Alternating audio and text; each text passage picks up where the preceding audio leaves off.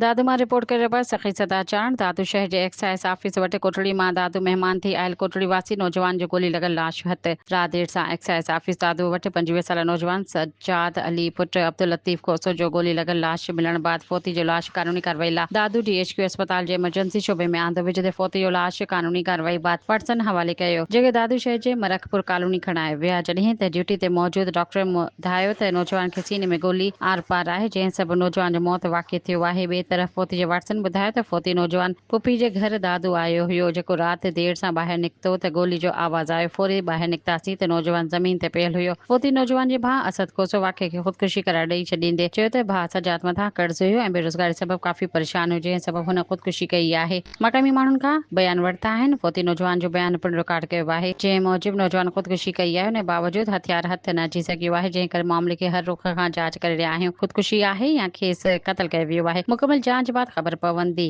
आख़िरी इतलान ताईं वाक़िए जो केस दाख़िल न थी सघियो आहे।